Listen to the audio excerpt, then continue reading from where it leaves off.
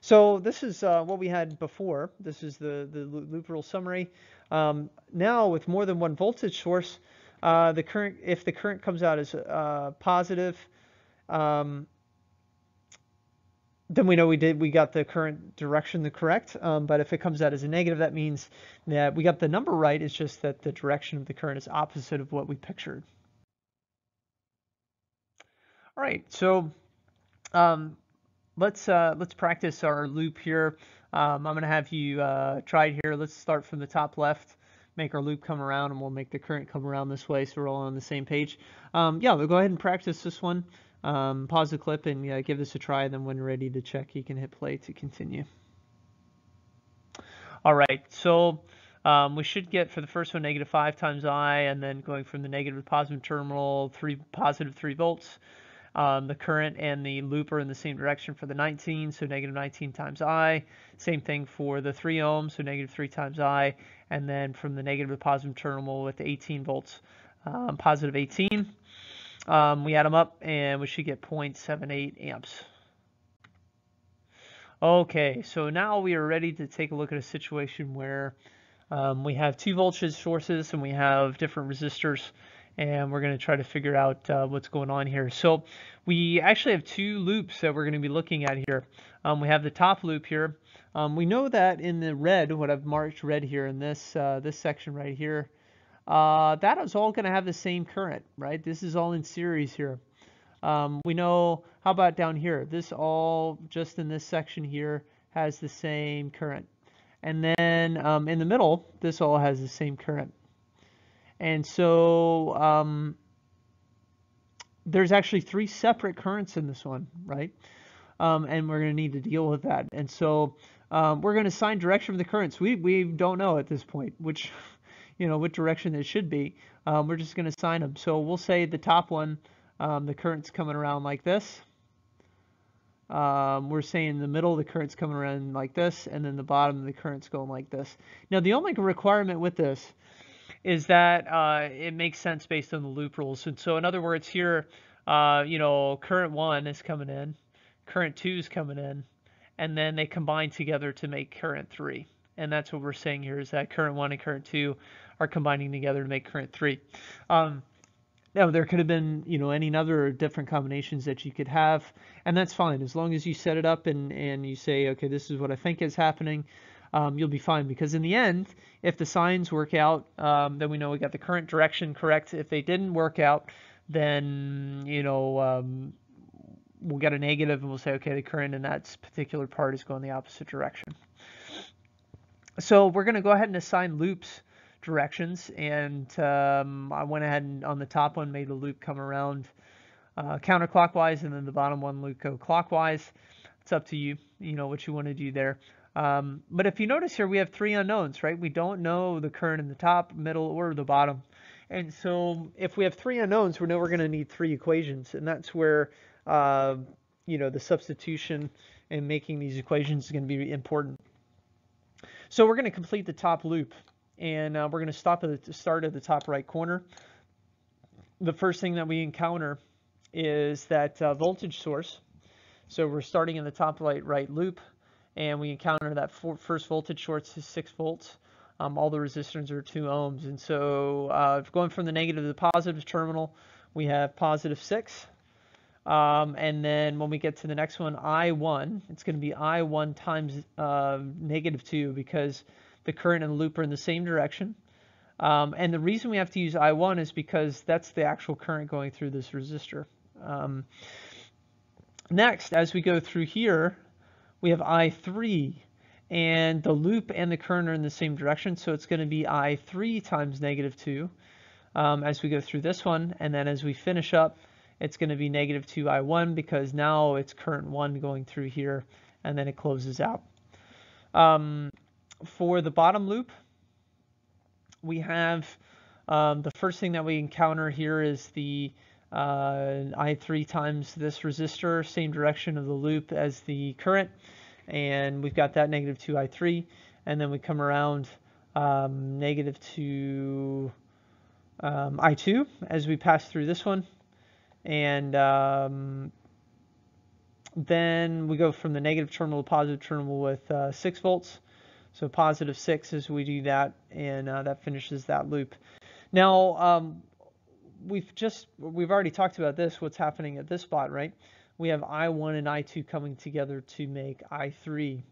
And yeah, and that's actually our last equation. That's the Kirchoff's current law, right? The two currents will add up for the third current altogether. And so these are our three equations. We have our three equations.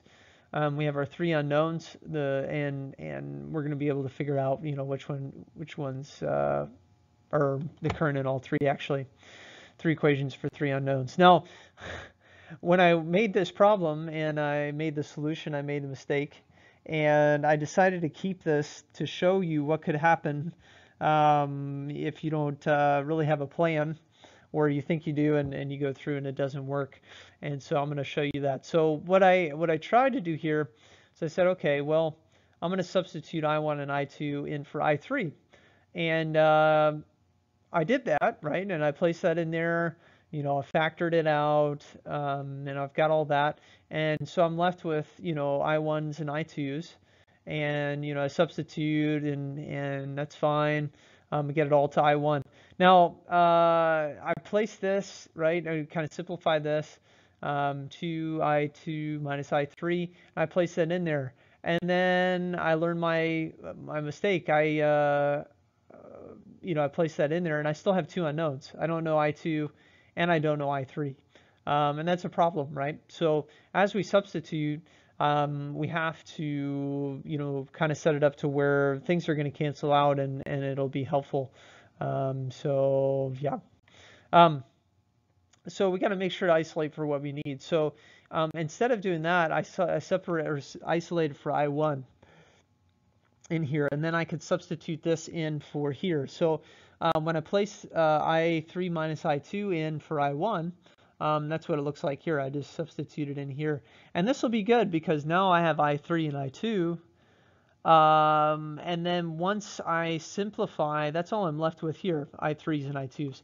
So that first substitution, when you bring that in here, you want to be able to get it to where if you once you substitute again, you're going to be able to eliminate those variables and then at least get one out. So we simplify there, factor the -4 in, and we simplify and get it down to what I2 can be. So we've got that, and we can place this into the last equation and substitute. So I just divide it by both sides, and then I could place that over and place that in. And yeah, and so what we end up getting is 1.8 amps for the I3. And because it comes out as a positive, we know that the direction is okay. So it is going to the right inside there, and it is 1.8 amps.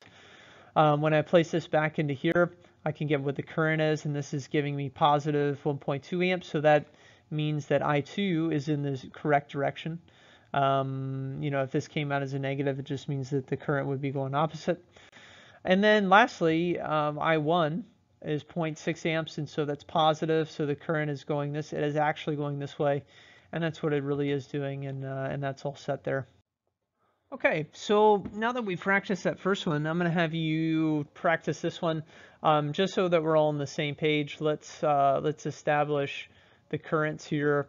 Let's say that the current in this first section is coming around like this, and we'll call that I1. We'll say that the current coming around in this section is I3, and the combination of those two, I1 plus I3 equals I2. Let's also go ahead and establish the loop directions. So let's establish the loop on the left going around this way and the loop on the right going around this way. So yeah, go ahead and pause the clip and make your three equations for the three unknowns. And let's do that first before you start doing any of the algebra. Let's see if you can get the equations right, and then we'll go from there. So go ahead and pause the clip and see if you can get the three equations for the three unknowns, and then we'll go from there. All right, so I1 plus I3 equals I2, so that's Kirchoff's current law. On the left-hand side here, we should get positive 5 plus positive 10 plus negative 4i1.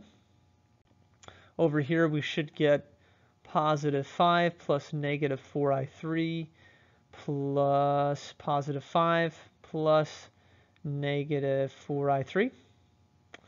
And so those are our three equations. So yeah, at this point, I want you to go ahead and see if you can figure out the current in all three using these equations, and we'll go from there. So go ahead and pause the clip and do that, and when you're ready to check, you can hit play to continue.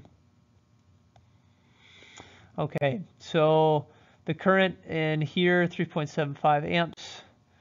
Over here, we've got 1.25 amps, and then we bring those together and we get 5 amps. And because all the signs work out, we know that the directions that we chose do work.